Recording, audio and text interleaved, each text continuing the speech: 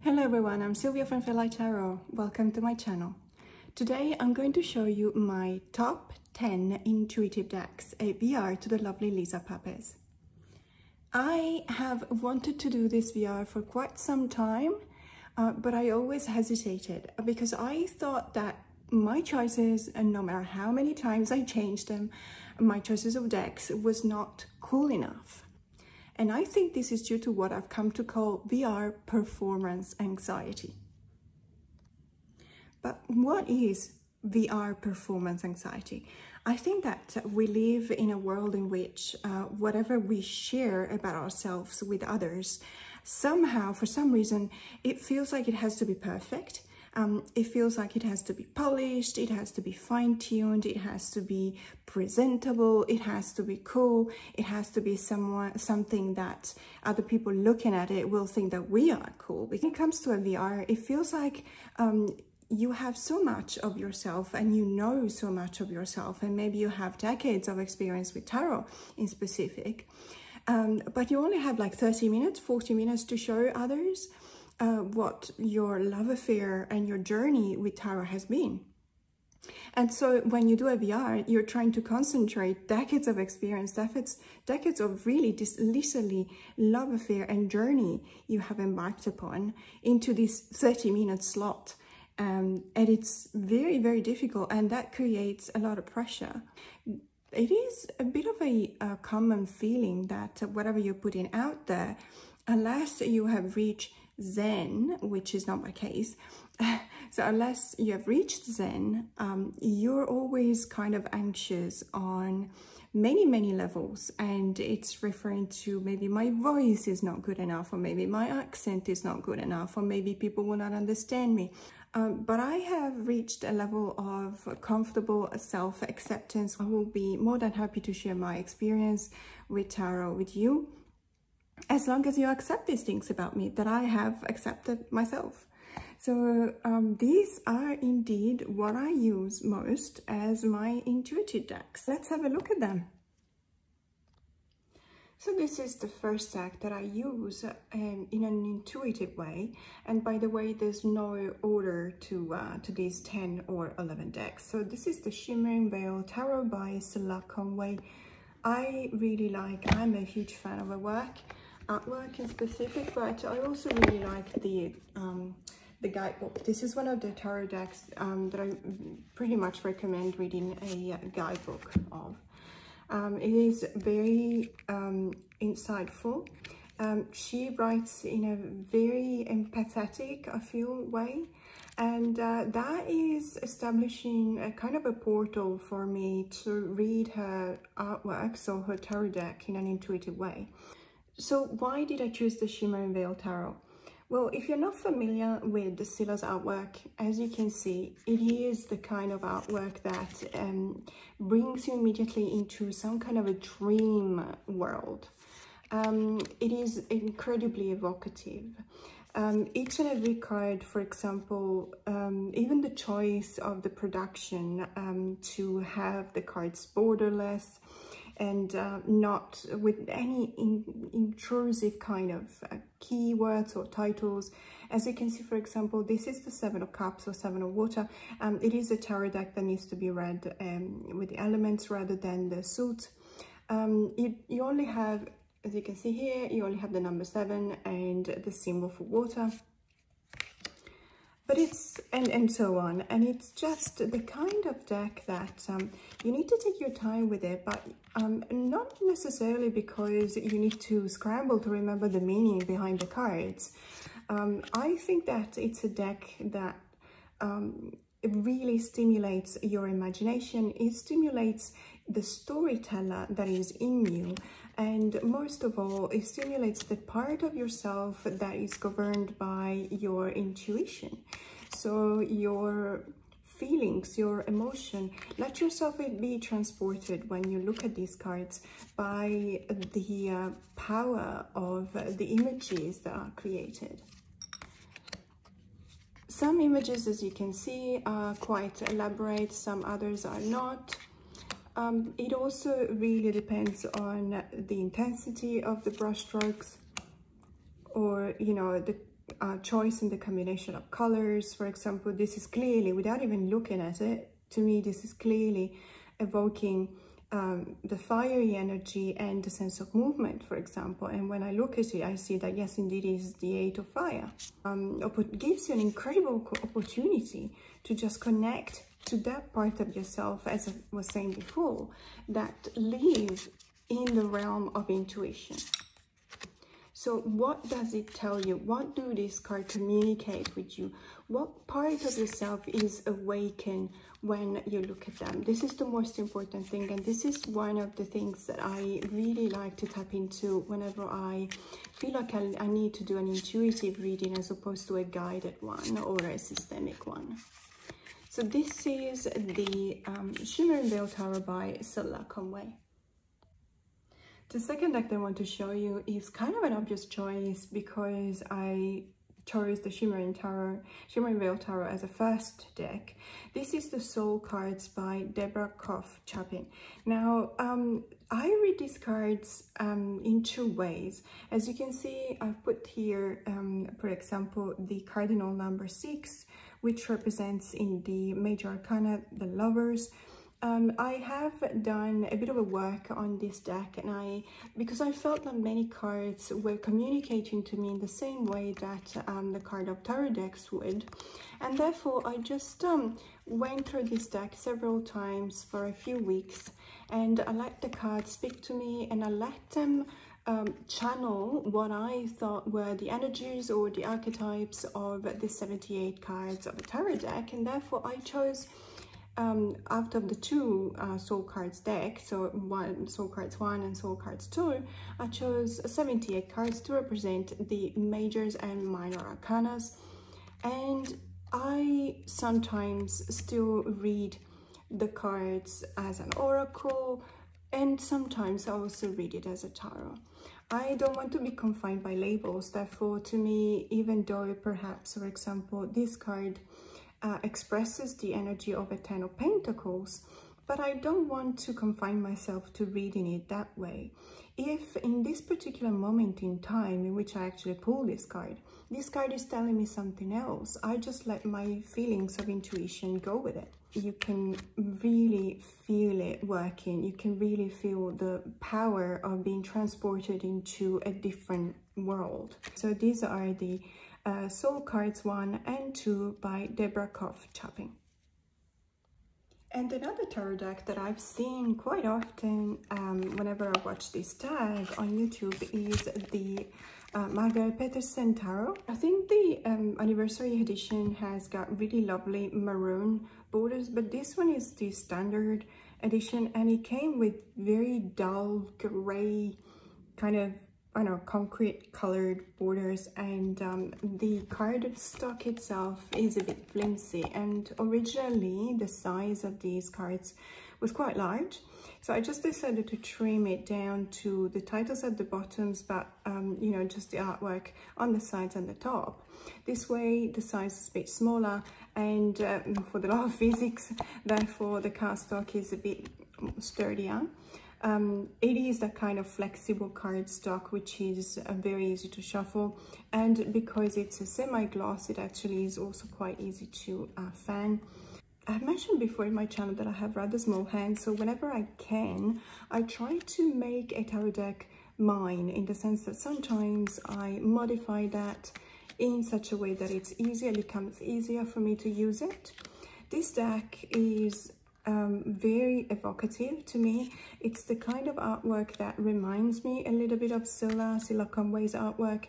However, the level of symbolism is even stronger in this deck, as you can see, for example, where Scylla was opening a portal into my own irrational and emotional side. I feel that this deck is actually much more balanced. Some cards definitely evoke the kind of spirituality that it comes as very intentional to me. Some other cards have the effect of the Shimmer and Veil Tarot, so they tap more into the kind of spirituality that is more irrational, that is more related to feelings and emotions. I really like the way it reads. I don't necessarily use it very often. It's not one of those decks that lives on my desk, but whenever I do feel called to use this specific deck, I find that no other deck can actually give me what this one does. It's reminding me that we're all humans, but we're also animals, and animals, generally speaking, when they listen to their own bodies, they know what they need. I've had cats and dogs as fur babies in my life, and I've always been in awe at how much they know about their own body. How much do they know when they're thirsty, when they're hungry, you know, when they need to rest. It's just incredible the way they can also self-regulate and self-soothe sometimes. So this deck to me reminds me of that. It reminds me that whatever I need, it is within myself, and if I listen to myself, I will find out what it is. So this is the Margaret Peterson Tarot. The next deck is an oracle deck, and it's the Death Doula Oracle. I've seen it in many channels. This deck, to be honest, I rarely use it on its own. I often use it in combination with other decks, more specifically with tarot decks. For example, the Somnia Tarot, and even more so lately with the Symbolic Soul Tarot.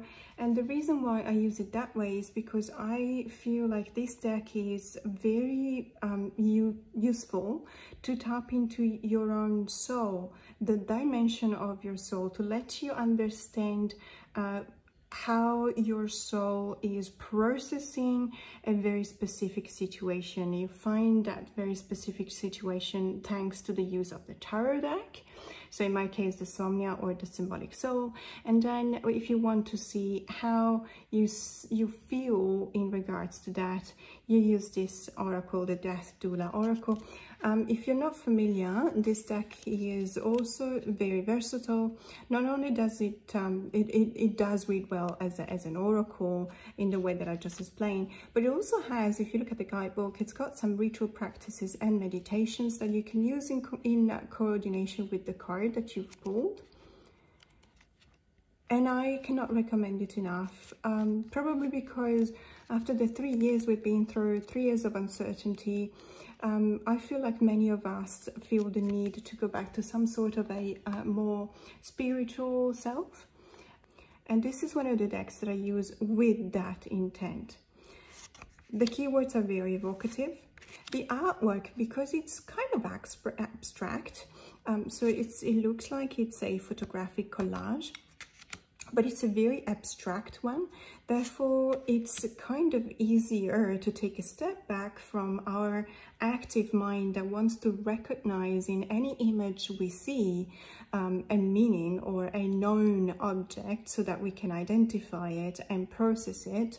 But if we take a step back from that, like this oracle is giving us the opportunity to do, you'll see that it's a lot easier to tap into our own intuition. Let the feelings flow through you and just observe them, and then try and express what they feel like. Many of these cards have helped me a lot whenever I was trying to do this kind of introspective work. And I'm very grateful to the creator of this deck, Theodore Saint, because it's a deck that actually helped me a lot. I needed to also to check in on myself, check in on how I'm feeling. We are always so busy with the external world, the factual world, that we forget to just, you know, check in on our soul sometimes. And this deck is incredibly useful to do exactly that. So this is the Death Doula Oracle. And now I'm going to show you something completely different. This is a tarot deck. It's the Global Infusion Intuitive Tarot by Wayne Rodney. I found out that this deck is one of the most intuitive tarot decks that I have in my collection, which is a bit of a duh moment because, hello, it's called Global Fusion Intuitive Tarot. But you know, we're not perfect. I'm not perfect. it is a tarot deck that follows, as you can see, the RWS system. So theoretically, you can also read it following that system. Although in some cases you will see that it's not necessarily reminding you of the cards. In some other cases it is. What I do like is that even in some cases where it is plain what the meaning is, so this is the 10 of fire or 10 of wands, and it is a very similar figure than you can find in other more traditional WS tarot decks. So the figure that takes on too much onto their shoulders, and they feel like there's no other way to complete the task at hand, and they had to just power through it without realizing how much they had been depleted, how much their energy has been lost along the way, and just you know, soldier on. And it reminds me a lot of many people that are stronger than me. I'm not a strong person physically, and therefore because of that I always had to use my brain instead, or my heart, you know, sometimes. But for example, other people like my husband is a strong person, and sometimes he would just switch off everything else because he still has the energy in his muscles to go on. Then he doesn't do like me. I don't have that much energy in my muscles, and then therefore I just have to stop and I have to find a different way to find a solution to a problem. Whereas my husband, because he's a much stronger person, he would just keep on going. And I think that I'm blessed in that regards, because I actually try and use a different approach. I change my point of view. This deck does exactly that. You can, of course, you can switch off your intuition if you want to read it following the RWS system. But there is so much more behind these cards. There is so much more that comes to you if you just are open to everything that is triggered, that is switched on in yourself. And I do believe that in many cards you also see a sense of end of the world sometimes. It's a tarot deck that it's one of the many that is set in this kind of a hypothetical dystopian future where, you know, everything has gone, that could go wrong, has gone wrong, but humanity is still there somehow, and we have to live together with the whole total disruption of climate and human relationships and connections and everything, and news, and you know, the state of health. And sometimes, even though we don't live in that world yet, at least, and hopefully we never will, but it does feel this way, doesn't it?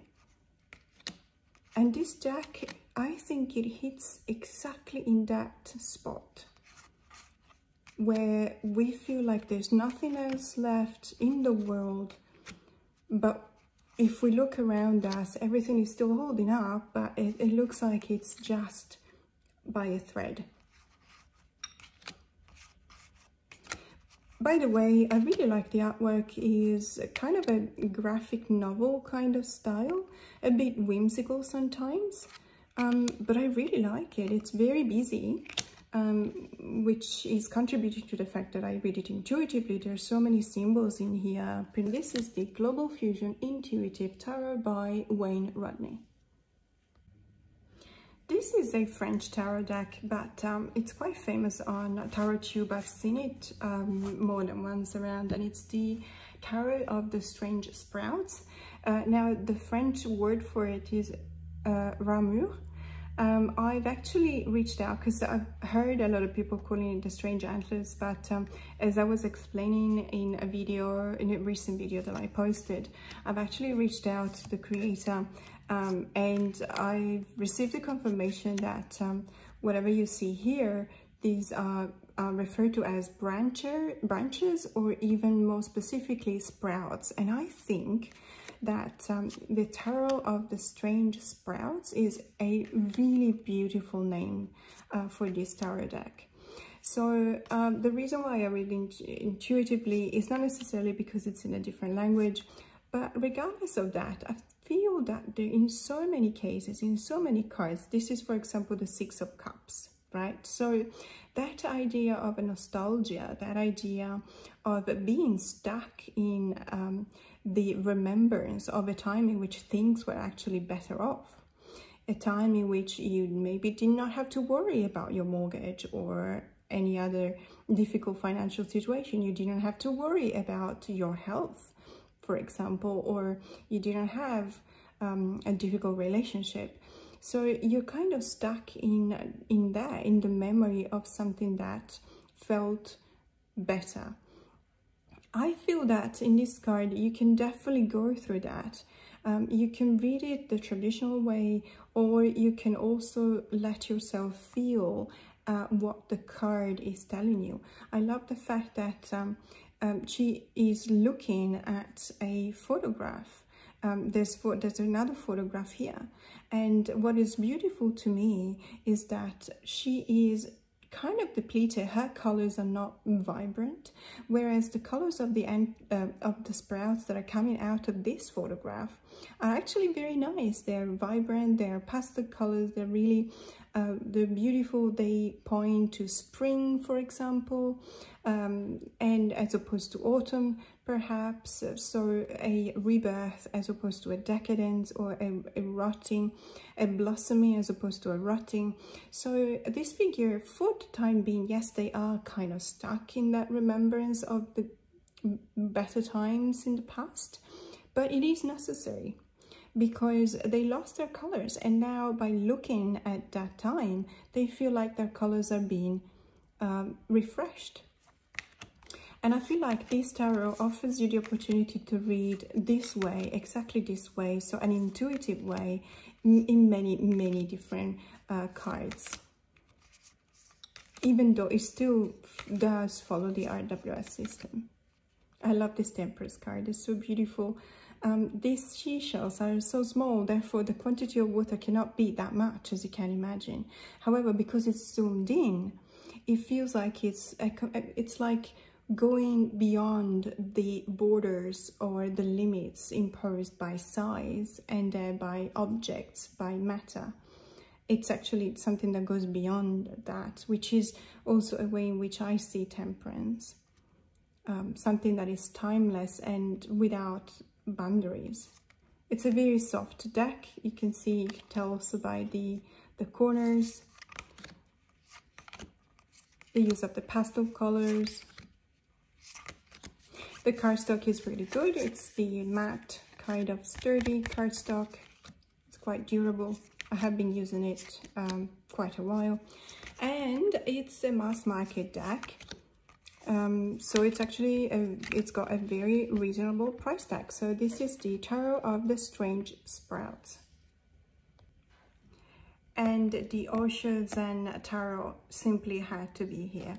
This deck is definitely one of my favorite ones. It has been, let's say, stationed in my desk, on my desk, on and off for, well, decades, literally. It has been, this is my first copy. I have another one which I trimmed. I didn't want to trim the first one because I am emotionally attached to this deck, because I bought it when I used to live in the Netherlands, and I just remember using it almost every day with friends, and I just didn't want to, you know, the fact that the borders are so worn out reminds me of the fact that I've used this so many times. So if I was going to trim the borders off, I would not have been reminded of that. This is the Tarot of Intuition par excellence for me.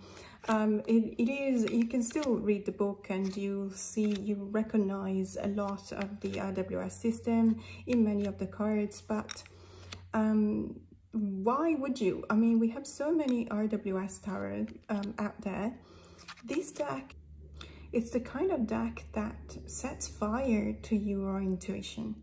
It's the kind of deck that invites you in the images. It shows you a story. You are part of this story. Not just because the keywords are very evocative, as you can see. My goodness, some of them are actually not just evocative, they are very emotional.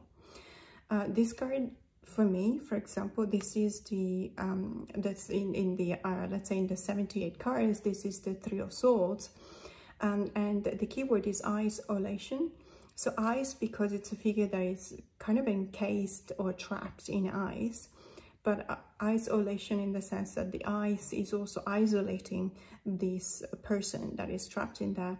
And the way that the feeling of sadness depicted in this card is very moving. It's very touching. Many of these cards will give you that effect. I mean, look at the Mind card, for example. Or clinging to the past. There is so much in this deck, so much that it is always conveying the message of the card, the meaning of the card within the image that is depicted. And in many cases, it can be a confrontational message, like this one, for example, the sense of guilt that keeps you imprisoned. And most of the time, it's of your own making. In other cases, it's just the fact that there is absence of any kind of image is very significant in itself. Like this card, for example, nothingness.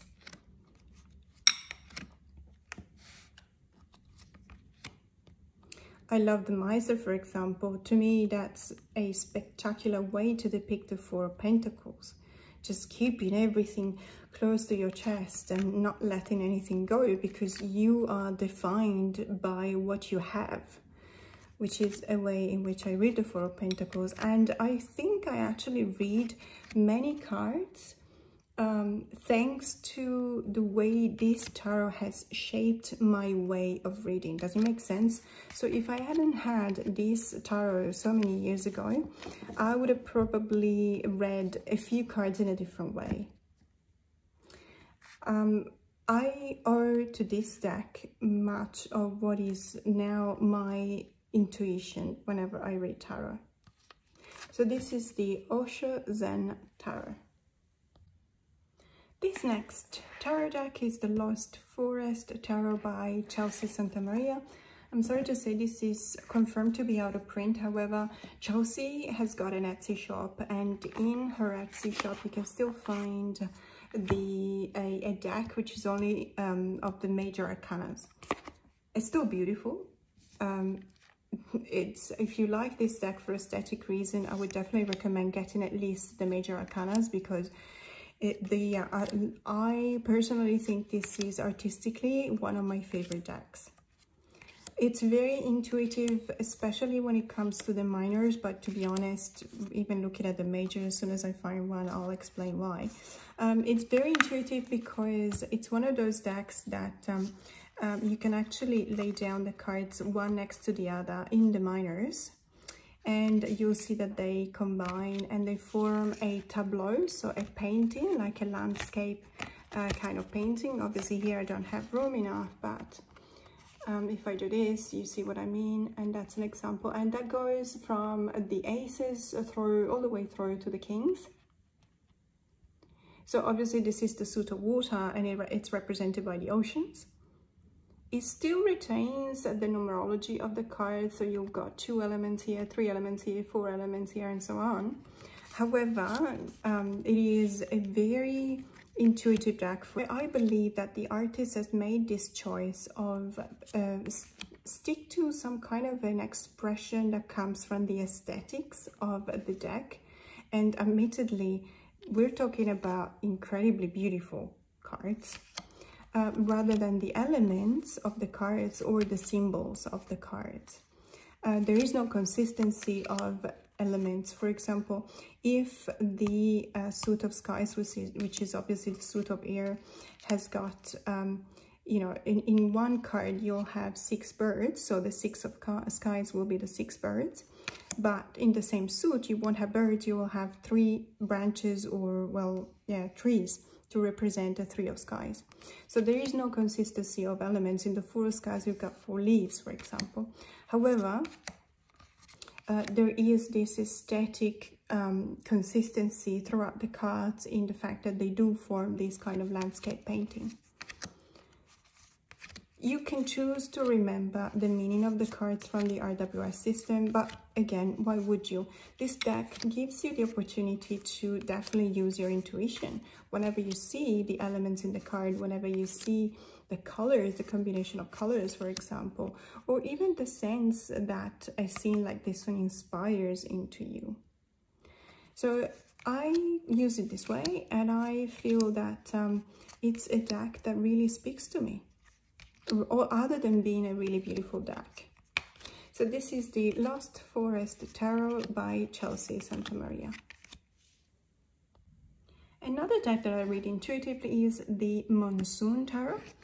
Now, the Monsoon Tarot is, and I had to double check that because I wasn't sure and I didn't want to make any mistakes. So this is inspired by Japanese fairy tales. However, it is not based on any specific fairy tale.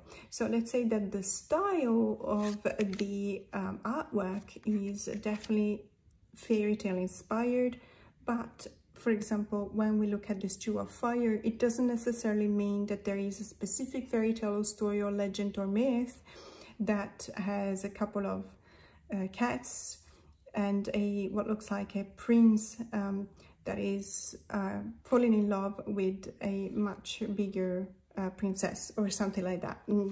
I'm just literally, you see what I'm doing. I'm actually using my intuition to try and see the meaning of the cards. The style is very beautiful, it's very evocative. Some cards are very touching, like for example this Death card. There are so many elements. You can really spend a long time by looking at what's going on in the cards. There's so much you can talk about when looking at the cards. I feel like this is one of the decks that will work really well in a, let's say, a spread where you can look at directionality, you can find echoes and resonances between the cards. You can identify, for example, characters as people, and you can see their journey, the journey they embark upon, whether they grow, they mature, they find different levels of expressions of their own self in their lives. So this is the Monsoon Tarot. And this is the Hayworth Tarot, which is based on a famous podcast. It's called Welcome to Night Vale. Now, if you don't know this podcast, it's everything weird, everything really eccentric and weird you can think of, it happens in this podcast. I do recommend checking it out because it's the kind of weird that sometimes it's whimsical, sometimes it's actually kind of scary. Now, this deck is exactly that. There's a few cards that I've been told are quite, there you go, every time that I talk about cards that are quite confrontational, the strength card of this deck comes up. And so I have to put it back immediately at the bottom of the deck. So I really like this deck in the sense that, as you can see, it does follow the RWS, like probably 90% of my decks, but it does have that kind of edge to it in such a way that it does use a lot of intuitive power.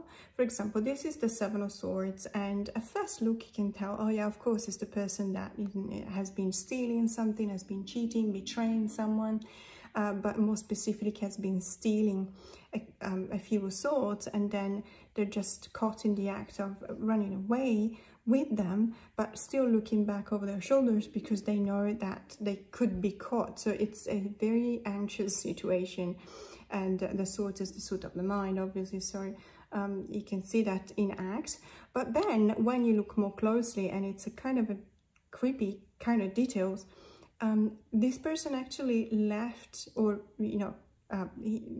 their hands are actually caught up in the two swords that they left behind. And so this to me speaks to my intuition, because it tells me that this person, having done the deed that they just completed, has actually lost something of themselves behind, and which tells you, you know, that no matter how much you can try and justify something that you're doing that is not kosher, that is not correct, that is not morally acceptable, no matter how much you try to justify that, telling yourself that it was necessary, you did indeed lose something in the process. You lost something that belonged to yourself.